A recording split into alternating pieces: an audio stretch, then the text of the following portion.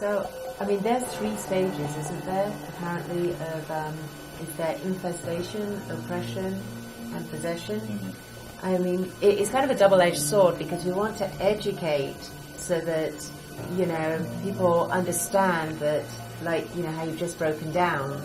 It could be the air conditioning, it could be the barn, etc. We want to educate, but on the flip side, we have to be careful that we don't promote paranoia. Mm-hmm. That if you were to describe this is infestation, this is oppression, this is possession, that people start going, check. Mm-hmm. So is there any way that you can briefly describe what maybe the symptoms of that are, but also not to be hysterical with it? Yeah. I also wonder that you talk about possession. What if it is some kind of mind control? And I'm not quite sure. Sometimes I feel we're so close to the answer. If we could have that mastermind theory, we'd just be so close to it. But what if it's either some kind of telepathic mind control, or, if we were to look at Michelle Griffin's theory with the Rh negative, right, where you look at those traits, and Michelle was telling us that blood duplicates itself perfectly, and that scientists cannot explain why we have any kind of mutant blood. Right. Mutant is the word that she used there. And so their theory is that alien? Is everybody that is Rh negative, are they alien hybrid? Yeah, I've heard that. And I'm fascinated by the Rh negative complex, by the way. It's something that, my colleague Scotty Roberts explored a bit in his upcoming book, which deals with, the pervasive myth of reptilians in our culture. And there's definitely that element that's presented in ufology as well.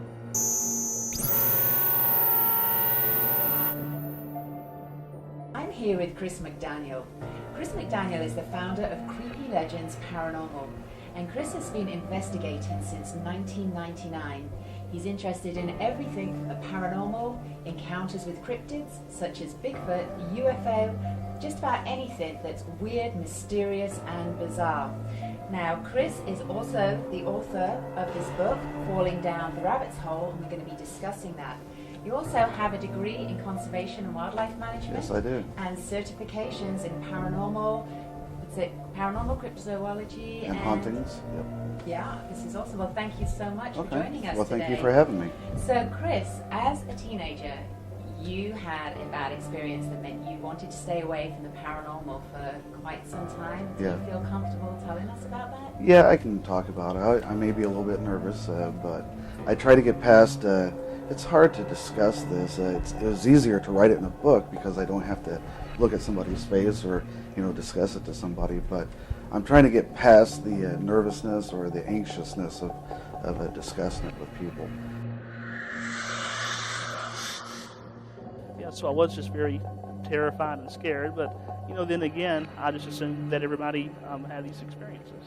Were you ever able to actually prevent anything happening? I mean, I had this conversation with Michelle Griffin about where I had seen airplane disasters, and I would actually be, I thought I was dreaming, and I would be at the back of the fuselage, and I was looking down at all the passengers in the aircraft, and the aircraft is going down. And I'm watching the panic and the devastation that I feel because I know that these people, they know they're going to die, and I know they're going to die. And then I'm looking out at the aircraft, and I see it's white with a red tail fin, and upon landing, it snaps in half. And then 2 days later, turn on the news, and there it is, the aeroplane, white, red tail fin, snapped in half, 178 fatalities. It was the one in India. And what I was saying to Michelle is, why did I access that? Why put me through that? I mean, it was horrific. It traumatized me. And then I had the guilt afterwards. Like, what could I have done to prevent that? Now, Michelle's theory with that was I could have done nothing, that there's some kind of, I mean, I talk about the Akashic records, but she was saying it's some kind of, if you just say, for example, a storage place, and every infinite possibility is there. And somehow I access that information. There's nothing I could do with it. So I'm still trying to process that theory. I mean, what do you think, where do you think this comes from, these premonitions and this psychic ability? What do you think that is? Well, I mean, like in my experience, I just know that it comes from spirit and from the other side. And for me, I mean, I'm just a very simple man from the country, mountains, and to be honest, I'm not real sure. Like, I just know that I have these experiences and that I have these abilities, and I've come to find out in some of my readings that, you know, we do have a freedom of will at times, so we can change certain things. She told me the lyrics. This is a couple years ago, and the lyrics were, "Close your eyes and cover your face. There's little men from outer space touching your face." And those were the lyrics to the song that I hum when I'm nervous. So, I mean, I have to think, like, what is going on in my past? Exactly. What did you think when you first found out what those words were? I freaked out. Like, I was like, oh no. Because it's kind of classic, like, abduction, but you forget the memory of it. But there's, you know, some latent thing that goes on that makes you, so, I don't know. But with my... Apparitions, yes. UFOs, yes. I mean, I've had a lot of very strange experiences, but they're only real when they're happening. Right. A fraction of a second later, my brain is rationalizing them out. How did I hallucinate? What am I seeing? That's exactly what my question was going to be, because, I mean, you have such a curious, probing mind that, you know, most of us, we have full-body apparition, and we'd be out of the room like an exocet missile. And I can imagine you going, wow, that's really cool. The first time I saw a full-bodied apparition, I bolted out the door. Did you? Absolutely.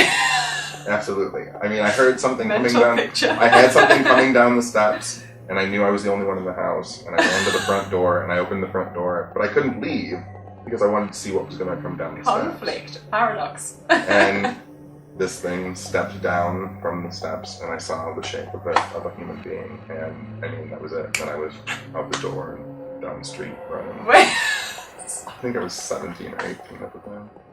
You want to admit that? I would have said I was 7. No, 7 or 8. 17. So, if you saw one now, would you still run away, or what would you do?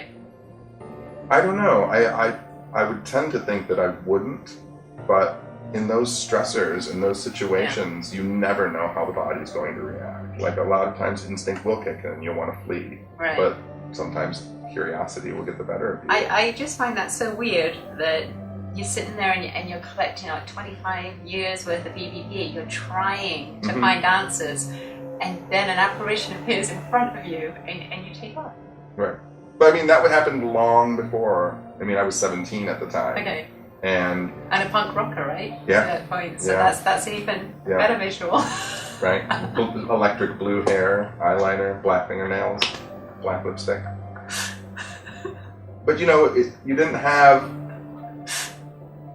television. You didn't know how to react. Like, there weren't shows telling me how to investigate a haunted house. Exactly. And so, as a 17-year-old, you know, back in the 80s, you go in, and I think at the time, like, I maybe had like white candles with me.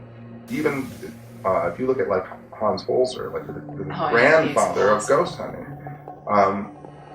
when I went and saw lectures that he did in the 80s, he would tell you, like, if you don't want a ghost in your house, tell the ghost to leave, and they go. And again, we've lost that somehow. Somehow now that doesn't work.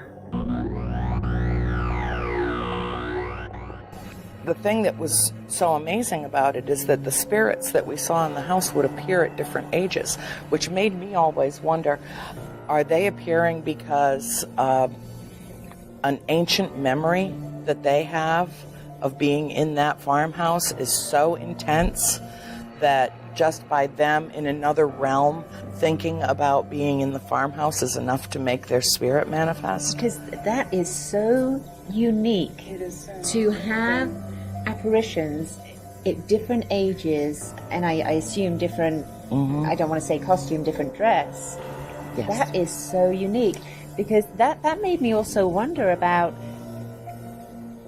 it's so mind-blowing, it's almost hard for me to verbalize what I'm trying to say. If you're looking at yourself, if you're a reincarnation of yourself, because I always think, okay, Okay, what's happening in your mind right now happened to me for 10 years. Okay, God bless you, because, wow, okay. That's why I was wondering, when you were talking about, you know, 2 of each, and people are going to think about the ark, but of course that's the biblical interpretation. If you're saying... Oh, the ark? Yeah, never would have held all that weight. Yeah, I know.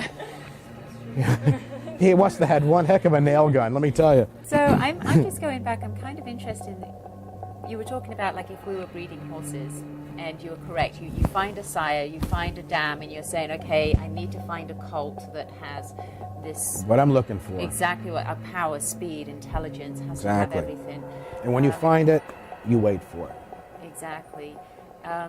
Do you feel in any way, shape, or form that because your son is super, super intelligent, do you think there's any kind of connection there? Yes, but I say that only because I support his doctor's findings. And I tend to believe in that because of the fact that over the past few years we also are pretty sure that this was genetically driven.